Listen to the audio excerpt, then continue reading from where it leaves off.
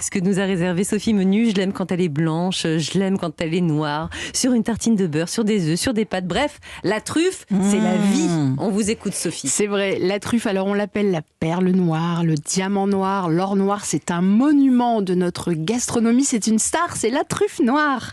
Alors la saison de cette petite merveille commence à peine, puisque c'est maintenant. Elle commence à arriver. Je ne sais pas si vous avez déjà remarqué sur les étals ou chez certains. On la voit, elle est sur un piédestal comme un bijou. Alors je vous en ai apporté. Alors pas de la truffe fraîche malheureusement, mais je vous ai apporté, comme c'est très à la mode depuis quelques années, la truffe noire. Il y a beaucoup de produits dérivés. Alors je vais vous faire passer. Alors je vous ai amené. Alors ça vient de chez Plantin. Pardon, j'oublie de citer cette marque qui très gentiment nous a envoyé en express tous ces produits pour qu'on goûte. Plantin, ils sont dans le Vaucluse, au cœur de la truffe. On va voir pourquoi. En fait, c'est là-bas. Alors, noix de cajou salée à la truffe d'été. Sophie, vous pouvez croquer. On va faire tourner. Non, pas dans ce sens, dans l'autre sens. Des perles croustillantes au chocolat noir et à la truffe. Alors, j'ai préparé du pain parce qu'il y a un délice d'artichaut à la truffe, il y a des délices d'olive à la truffe et il y a cette fameuse huile à la truffe. Alors, il faut se méfier des imitations. D'ailleurs, souvent, elles ne sont pas très bien faites, mais celle-ci, je vous garantis qu'elle est parfaite. C'est quoi une truffe ? Alors, c'est quoi une truffe ? C'est vous, Julia. J'étais sûre que vous alliez la faire. Mais noir ou blanc, Julia ? Non, plutôt noir alors. La truffe, c'est un champignon hypogée, c'est-à-dire il pousse en souterrain, dans le sol et non sur le sol. Et sa naissance se fait au printemps, entre avril et juin, et les chaleurs de juillet et les orages d'août lui permettent de grossir, et on le récolte à partir de décembre jusqu'en mars. D'accord. En fait, c'est un champignon qui se nourrit du système racinaire des arbres sous lesquels elle pousse. Alors, on pense souvent aux chênes, mais pas que les chênes, bouleaux, noisetiers, pins, hêtres, charme.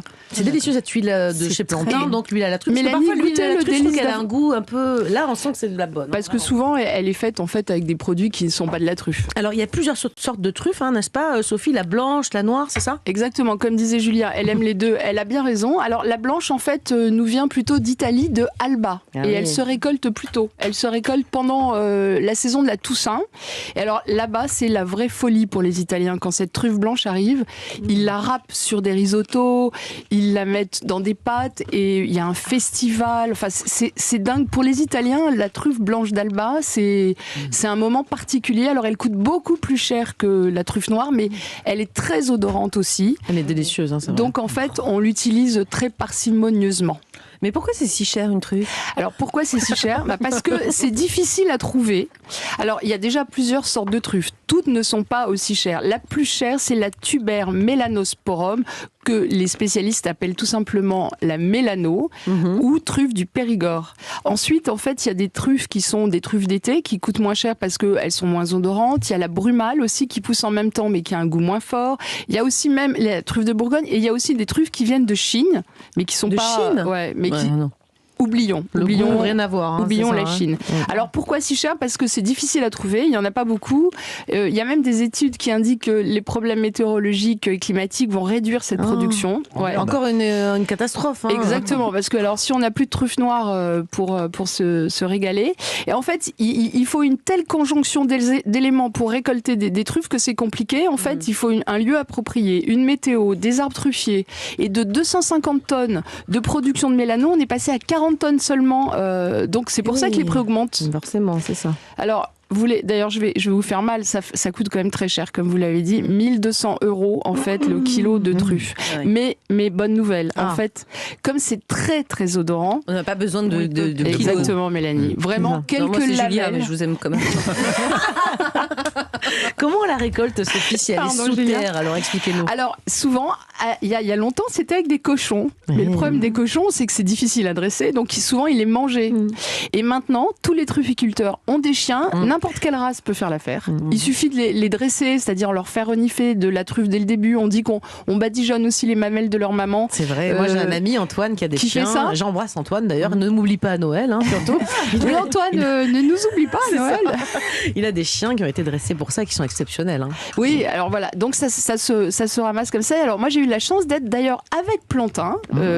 Christopher et son acolyte m'avaient invité dans le sud, et j'ai passé 2 jours avec eux, et pendant les marchés, en fait, c'est assez étonnant. C'est un monde à part. Il y a des gens qui arrivent avec leur camionnette, qui ouvrent le haillon, et à l'intérieur, il y a des sacs en toile remplis de truffes.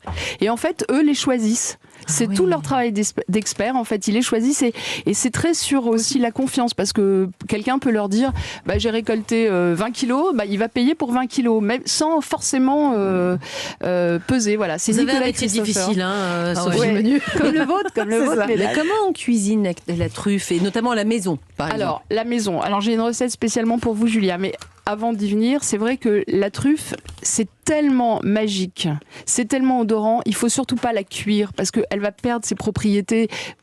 Quand vous mettez, regardez comme ça sent bon aujourd'hui dans le studio, alors qu'on n'a même pas de truffes J'avoue fraîches. que moi, ça a vite disparu de mon bureau, il n'y a plus rien. Il y en a là-bas. là, Mélanie, ça passe, ça passe. Là. Alors, rapidement, si on doit faire à la maison. Comment on la cuit ? Déjà, comme vous l'avez dit, en brouillade, c'est magnifique. Sur des pommes de terre, c'est magnifique. Comme c'est beau et c'est un produit d'exception, le plus simple, c'est le mieux. Moi, ma recette, c'est une recette simplissime, spéciale Julia. D'ailleurs, génial. Je vais lui donner ce nom dorénavant. En fait, on achète un super bon pain, on le coupe en deux. Ouais. On le fait dorer, on le tartine avec un super beurre. On coupe la truffe avec un couteau économe ou un coupe-truffe, ça existe. Bien très sûr. fin, un peu de fleur de sel et on peut rajouter, moi j'aime bien rajouter un tout petit peu d'huile de truffe.